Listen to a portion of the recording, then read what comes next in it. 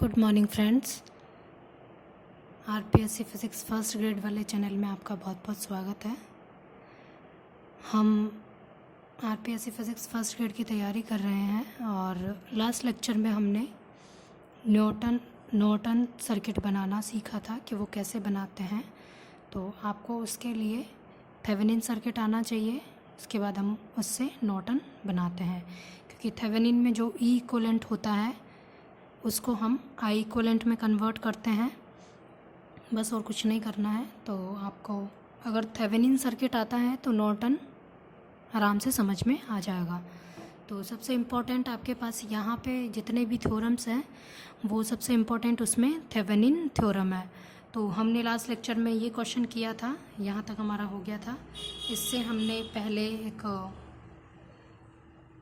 ई equivalent और Z equivalent निकाला और उसको हमने आई इक्विवेलेंट में कन्वर्ट किया और यहाँ पे हमने थेवेनिन सर्किट और नॉर्टन सर्किट बनाया था।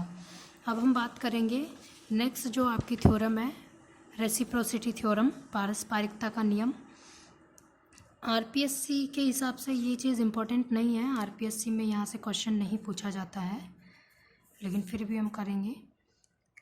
तो इसका स्टेटमेंट है, इस प्रमेय के अनुसार किसी लूप में वोल्टता स्रोत उपस्थित है और उसके कारण दूसरे लूप में प्रवाहित धारा आई है। अब स्रोत को दूसरे लूप में लगा दिया जाए तो पहले लूप में प्रवाहित धारा भी आई होगी। कहने का मतलब है, ये मेरे पास कोई सर्किट है, यहाँ पे मेरा वोल्टेज सोर्स है। फर्स्ट लूप में जब मेरे पास वोल्टेज सोर्स लगा हुआ है तो इसके कारण इस वाले लूप में करंट आई फ्लो हो रही है। सपोज आई फ्लो हो रही है, तो अब ये कहना चाह रहा है, ये जो थ्योरम है ये कहना चाह रही है कि अगर इस वोल्टेज सोर्स को हटा के अगर हम इस लूप में लगा दें तो जो करंट है पहले वाले लूप में आई करंट फ्लो होगा। मतलब अगर जब मैंने यहाँ पे वोल्टेज सोर्स लगाया तो भी मेरा आई करंट फ्लो हो रहा है सेकेंड लूप में। अगर मैं सेकेंड लूप में करंट वोल्टेज सोर्स लगा के करंट देखती हूँ तो भी मेरा फर्स्ट लूप में आई करंट फ्लो हो रहा है। यही वाली बात है, जैसे कि हमने यहाँ वोल्टेज सोर्स दिखाया और ये करंट लूपों में दिखाया I1 I2। इसी तरीके से मैंने अगर वोल्टेज सोर्स को यहाँ लगा दिया सेकेंड लूप में तो ये I1 डैश हो गया और ये I2 डैश हो गया। जिसमें करंट फ्लो हो रहा है उसको हमने I1 माना है, जिसमें वोल्टेज सोर्स लगाया है जिस लूप में उसको हमने I1 माना है। अब यहाँ पे हमने I1 डैश माना है और ये I2 और ये I2 डैश। तो जो करंट जो वोल्टेज सोर्स है उसको नहीं देखते हैं और जो भी मेरा सेकेंड लूप में करंट फ्लो हो रहा है उनकी वैल्यूज़ इक्वल होगी, यानी I2 बराबर I2 डैश होगा। ये प्रमेय सिर्फ यही बात हमें बोलती है और कुछ नहीं है। और यहाँ प्रतिबाधा की स्थिति अपरिवर्तित रहती है। प्रतिबाधा मतलब जो Z1 Z2 Z3 है, अगर मैं वोल्टेज सोर्स चेंज करती हूँ सेकेंड लूप में लगाती हूँ तो भी मेरे ये सेम जगह पे रहेंगे। जैसे Z1 यही है तो Z1 भी यही, Z2 और Z3 एज इट इज़ रहेंगे। और पारस्परिकता प्रमेय उस लूप में काम करती है जिसमें वोल्टेज सोर्स नहीं होता। हमने इस वाले लूप के लिए और इस वाले लूप के लिए देखा है कि जो I2 है वो बराबर हो गया I2 डैश के। ठीक है, पारस्परिकता प्रमेय सिर्फ उन्हीं लूपों में काम करती है जिसमें मेरा वोल्टेज सोर्स नहीं लगा हो, इसलिए हमने I2 बराबर I2 डैश किया है। यह आपकी पारस्परिकता प्रमेय हो गई है। नेक्स्ट जो आपकी है वो है संभरण प्रमेय। संभरण प्रमेय, कंपेंसेशन थ्योरम। इस प्रमेय के अनुसार प्रतिरोध के सिरों पर उत्पन्न विभव को एक वोल्टेज सोर्स से प्रतिस्थापित करते हैं। क्या बोलती है ये थ्योरम कि जो भी मेरे पास रेजिस्टेंस है उसकी जगह मैं क्या लगाती हूँ, वोल्टेज सोर्स। अब वो कैसे आएगा वो चीज़ हम कैलकुलेट करके देखते हैं। जैसे मेरे पास ये दोनों रेजिस्टेंस है, अब यहाँ पे भी मुझे वोल्टेज स्रोत से इस रेजिस्टेंस को प्रतिस्थापित करना है और इस वाले को भी मुझे वोल्टेज सोर्स से प्रतिस्थापित करना है। तो देखिए सबसे पहले वही KVL से करेंगे। यहाँ से मैं चली तो -E plus IR1 plus IR2 बराबर 0। तो यहाँ से मैंने I निकाला, कॉमन निकाला I, R1 plus R2 equal E, इधर गया पॉजिटिव हो गया तो I जो निकला वो निकला E upon R1 plus R2। ठीक है, अब मैं क्या करूँगी, यहाँ पे जो R1 है ये वाला मेरा R1 है, इसके सिरों पर अगर मैं वोल्टेज देखती हूँ R1 के सिरों पर मेरा वोल्टेज क्या है, E1 मैंने अज्यूम कर लिया है, R1 के सिरों पे मेरा जो भी वोल्टेज आ रहा है वो E1 है, और R2 के सिरों पे जो भी वोल्टेज है वो मेरा E2 है।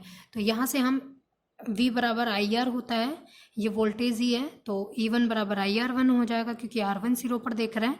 तो I की वैल्यू हम फ्रॉम इक्वेशन 1 से यहाँ पे पुट कर देंगे। अब यहाँ पे मैंने इसको इक्वेशन 1 अज्यूम कर लिया है, ठीक है।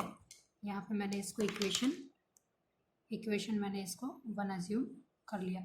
अब मैं इस वाली इक्वेशन से यहाँ पे क्या किया, मैंने जो I है उसकी वैल्यू मैंने E/R1 प्लस R2 पुट किया है। यहाँ पे मैंने E/R1 प्लस R2 पुट किया, तो ये मेरा R1 सिरों पर वोल्टेज आ गया। सिमिलरली R2 सिरों पर मुझे वोल्टेज निकालना है, तो क्या होगा, मैंने वहाँ पे E2 वोल्टेज माना है, तो E2 बराबर IR2 हो गया। तो यहाँ पे I की वैल्यू फिर यहाँ से हम पुट कर देंगे E/R1 plus R2 into R2, ये हो गया। अब देखिए, जब मैं R1 सिरों पर अगर वोल्टेज रिप्रेजेंट करना चाहती हूँ, वोल्टेज प्रतिस्थापित करना चाह रही हूँ, तो यहाँ पे हमने R1 सिरों पर वोल्टेज निकाला है E1, और R2 सिरों पर हमने निकाला है E2। तो हमें कुछ नहीं करना, R1 और R2 की जगह वही वोल्टेज पुट कर देना है जो हमने यहाँ से निकाला है। तो इस वाले सर्किट में देखिए, यहाँ मैंने E1 R1 की जगह ये जो वोल्टेज निकाला है, R1 सिरों पर वोल्टेज जो आया वो पुट करा है, और इसी तरीके से यहाँ मैंने R2 सिरों पर जो वोल्टेज आया वो लिखा है, और देन इन दोनों को मिला के और हमने फाइनली ये सर्किट बनाया है। मतलब मैंने क्या करा, दोनों रेजिस्टेंस की जगह क्या प्रतिस्थापित कर दिया, वोल्टेज सोर्स प्रतिस्थापित कर दिया है। तो ये थ्योरम भी बस यही कहती है कि हमें क्या करना है कि जो भी हमें रेजिस्टेंस गिवन है वहाँ पे हमें वोल्टेज सोर्स लाना है। तो इस तरह से हम ये सॉल्व करते हैं। नेक्स्ट आपकी आती है मैक्सिमम पावर ट्रांसफ़र थ्योरम, ठीक है। ये आपके बीएससी फर्स्ट ईयर में भी है, सेकेंड ईयर में भी है, और आपका आरपीएससी के पर्पज से भी इम्पोर्टेंट है, ठीक है। मैक्सिमम पावर ट्रांसफ़र थ्योरम, ये थ्योरम कहती है कि इस प्रमेय के अनुसार किसी स्रोत के द्वारा किसी लोड प्रतिबाधा में अधिकतम शक्ति का संचरण तभी होगा जब आंतरिक प्रतिबाधा लोड प्रतिबाधा की कॉन्जुगेट होगी। कॉन्जुगेट मतलब जो इमेजनरी वाली पार्ट होते हैं, मतलब जैसे कि मुझे एक 5 प्लस आयोटा 4 दे रखा है, तो जो इसका कॉन्जुगेट है वो हो जाएगा 5 माइनस आयोटा 4 हो जाएगा, नेगेटिव वाली इसका संयुग्मी हो जाएगा, ठीक है। तो ये मुझे एक सर्किट गिवन है, जैसे कि ये मेरा ई इक्वलेंट है, यहाँ जेड इक्वलेंट जो थेवेनिन सर्किट बनता है, ये मेरा ई इक्वलेंट है, और ये जेड इक्वलेंट है, यहाँ जेड एल है ही मेरा। तो ये जेड इक्वलेंट जो है R equivalent plus iota X equivalent, ये मेरी आंतरिक प्रतिबाधा है, और ये मेरा लोड प्रतिबाधा है। सबसे पहला पॉइंट देखिए इसमें कि जो अधिकतम संचरण के लिए हम क्या बोल रहे हैं यहाँ पे कि जो प्रतिबाधा की कॉन्जुगेट संयुग्मी होना चाहिए, तो संयुग्मी के लिए यहाँ पे क्या आ जाएगा, नेगेटिव, ठीक है। इमेजनरी वाला माइनस आयोटा एक्स इक्विलेंट हो जाएगा, सॉरी जेड एल प्रतिबाधा, ठीक है ना। लोड प्रतिबाधा, लोड यही है मेरा जेड एल। तो यहाँ अधिकतम शक्ति संचरण हेतु जेड इक्विलेंट जो हो जाएगा वो हो जाएगा आर एल माइनस आई आयोटा एक्स एल होना चाहिए। सबसे पहला पॉइंट ये है इसमें। सेकंड है आपका, तो अधिकतम शक्ति संचरण अवस्था में कुल प्रतिबाधा जो है मेरी वो 0 होनी चाहिए। ये कुछ पॉइंट्स है इस थ्योरम के लिए, वो आपको ध्यान रखने हैं। तो ये कहता है कि मैक्सिमम पावर ट्रांसफर थ्योरम के लिए क्या होना चाहिए, जो टोटल मेरे पास इम्पीडेंस है, टोटल प्रतिबाधा है वो 0 होना चाहिए, एक्स इक्विवेलेंट और एक्सएल मेरे पास 0 होना चाहिए।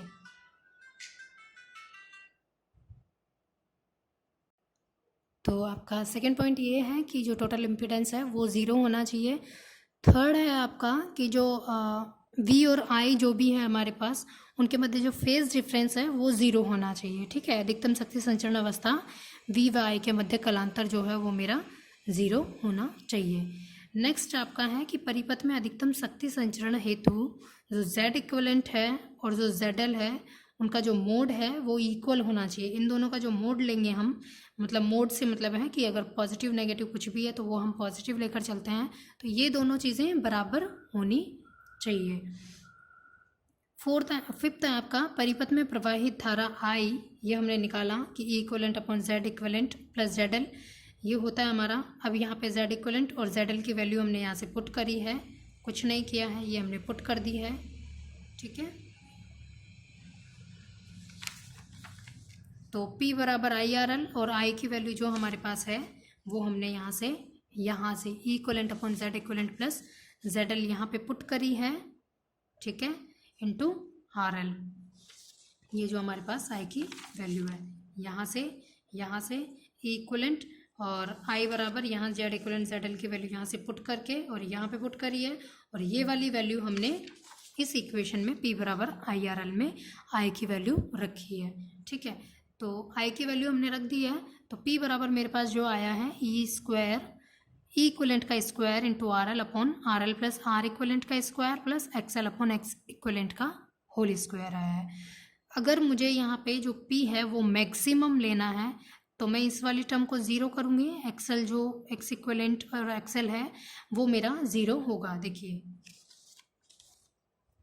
यहाँ पे हमने बोला था अधिकतम शक्ति संचरण अवस्था में टोटल इम्पीडेंस क्या होना चाहिए, ज़ीरो होना चाहिए, तो मैंने टोटल इम्पीडेंस क्या कर दिया है, ज़ीरो कर दिया है यहाँ पे। तो ये सिर्फ किसके लिए है, जब अधिकतम मैक्सिमम हो उस कंडीशन में है ये, जब मैक्सिमम हो। अगर P मैक्सिमम नहीं है तो ये वाला हमारा सही है, ठीक है। तो P मैक्सिमम जब निकाला तो हमने ये वाली टर्म ज़ीरो हो गई है, तो E इक्वलेंट का square R L upon R L plus R equivalent का होल स्क्वायर, ये वाली चीज़ हमारे पास आ गई है। ये P मैक्सिमम हमने यहाँ निकाल लिया है। नेक्स्ट 6 पॉइंट है आपका, अधिकतम व स्थायी शक्ति हेतु D P max by D R L बराबर ज़ीरो होना चाहिए। जब इसका हम डिफ्रेंशिएशन निकालेंगे तो वो हमारे पास ज़ीरो आना चाहिए। वो कब आएगा, जब हम ये चीज़ करेंगे, D P max bye D R L निकालेंगे तो जो सॉल्व करने पे आएगा वो आएगा आर एल बराबर आर इक्वलेंट, ठीक है। जब आर एल बराबर आर इक्वलेंट आ गया है तो अब हम देखते हैं कि जो लोड पर, देखिए दो चीज़ें हैं आपकी, एक तो लोड के लिए निकालते हैं P मैक्सिमम और एक सोर्स के लिए S के लिए, ठीक है। जब आपको क्वेश्चन न्यूमेरिकल्स आते हैं तो आपको वहाँ पर लिखा हुआ मिलेगा कि आपको जो लोड पर P मैक्सिमम निकालना है या फिर सोर्स पर P मैक्सिमम निकालना है। तो जो आरपीएससी वाले हैं उनके लिए तो सिर्फ ये वाला फॉर्मूला और ये वाला फॉर्मूला इंपॉर्टेंट है, सिर्फ उन्हें तो ये चीज़ ध्यान रखनी है। देखिए ये जो है ये आरपीएससी के पर्पज़ से है, सिर्फ फॉर्मूला, ठीक है। ये फॉर्मूला आपको ध्यान रखना है, एमटीआर करना है एक तरीके से, तो डायरेक्ट क्वेश्चन यहाँ पे आपका बनता है। वो भी हम क्वेश्चन भी करेंगे सॉल्व तो आपको पता लग जाएगा। तो यहाँ पे हमने P मैक्स लोड के लिए निकाला है, तो अब मेरा आर इक्वलेंट बराबर आर एल पुट किया हमने, तो यहाँ पे मैंने पुट किया तो ये वाली चीज़ आ गई, E square equivalent upon four R L. यह आया है मेरा लोड पर, ये चीज़ ध्यान रखना, लोड के लिए डिवाइड में 4 आता है, सोर्स के लिए डिवाइड में 2 आता है, ठीक है। अधिकतम शक्ति संचरण की अवस्था में स्रोत द्वारा दी गई शक्ति लोड पर प्राप्त शक्ति की दुगनी होती है। इसको मल्टीप्लाई 2 करेंगे तो ये डिवाइड में 2 रह जाएगा कट के, तो ये हमारे पास, तो यहाँ पे 50% की हानि होती है, हाफ है 50% का लॉस होगा यहाँ पे पावर में। तो ये इस तरीके से आपकी अधिकतम शक्ति संचरण है। सिर्फ आपको ये वाली चीज़ याद रखनी है कि P मैक्स लोड के लिए क्या होता है और P मैक्स सोर्स के लिए क्या होता है, बस इतना आपको ध्यान रखना है यहाँ पे। नेक्स्ट पॉइंट है आपका कि अधिकतम शक्ति ज्ञात करने के लिए हम क्या करते हैं, वही थेवेनिन सर्किट बनाते हैं। तो सबसे इम्पोर्टेंट आपका थेवेनिन ही है, मैं पहले भी बता चुकी हूँ, एक बार फिर रिपीट कर रही हूँ। अगर आपको ये आ गया है तो आपको ये मानिए जितनी भी थ्योरम्स है हमारी 6 या 7 वो आपको सारी अच्छे से समझ आ जाएगी। अब हम नेक्स्ट इसमें क्वेश्चन देखते हैं जो कि इसके लिए है, P मैक्स के लिए है, अधिकतम शक्ति संचरण कैसे निकालते हैं। तो हम क्वेश्चन लेते हैं एक, तो देख पा रहे हैं आप यहाँ पे, ये मेरा क्वेश्चन है। दिए गए परिपथ में अधिकतम शक्ति संचरण हो तो बताइए R की वैल्यू, ये जो R है इसकी वैल्यू क्या होगी। तो जो मैक्सिमम पावर ट्रांसफ़र थ्योरम है उसमें हमने पढ़ी थी, उसमें हमने पढ़ा था कि जो Z इक्वलेंट है अधिकतम शक्ति संचरण के लिए क्या होना चाहिए, Z इक्वलेंट का मोड इक्वल होना चाहिए ZL के। तो हम वही कंडीशन लगाएंगे यहाँ पे इसके सॉल्यूशन में, जो Z इक्वलेंट है वो बराबर होगा ZL के। जो ZL है वो आपका क्या है, ये जो आपका है इन दोनों सिरों पर है, तो ये आपका ZL है। तो जो सॉरी ये आपका Z इक्वलेंट है, ZL नहीं, ZL तो ये दोनों से सॉल्व करके निकालेंगे। तो यहाँ पे क्या है, Z इक्वलेंट आपका 2 है, मॉड ऑफ Z इक्वलेंट बराबर मॉड ऑफ ZL 2 है। अब ये दोनों रेजिस्टेंस को हम सॉल्व कर लेंगे। ये आपको आना चाहिए कि दोनों सीरीज़ में है या पैरेलल में। अगर ये देखना नहीं आता है तो आप कमेंट करके बताइएगा, कि रेजिस्टेंस को हम सीरीज या पैरेलल में कैसे सॉल्व करते हैं। तो जब इनको सॉल्व करेंगे तो हमारा 3+r, तो इसको इधर लेकर जाएंगे 2 × 3+r = 3r, तो ये हो गया 6 + 2r = 3r। अब इसको इधर लेकर जाएंगे तो ये हो गया 6 = 3r - 2r, तो ये आ गया हमारे पास r = 6 ओम। ठीक है, तो यहाँ पे ये r की वैल्यू पूछ रहा था तो r हमने निकाल लिया है, तो हमारा r आ रहा है 6 ओम। नेक्स्ट जो आपका मैक्सिमम पावर ट्रांसफ़र थ्योरम है, इससे रिलेटेड आपके 4-5 टाइप के क्वेश्चंस हैं, तो वो मैं नेक्स्ट वीडियो में आपको करवाऊंगी। इससे रिलेटेड जो भी आपके क्वेश्चंस हैं, उसके बाद हमारा जो आएगा चैप्टर वो है सेमीकंडक्टर है। तो अब तक मैंने जितना भी आपको कराया है इन 10 लेक्चर्स में, वहाँ से आपको 2 या 3 क्वेश्चन आरपीएससी में 100% मिलते हैं। ठीक है, तो नेक्स्ट जो चैप्टर पढ़ेंगे वो हम सेमीकंडक्टर पढ़ेंगे। इसके आपको 2-4 क्वेश्चन हैं, वो मैं आपको करवाऊंगी नेक्स्ट लेक्चर में।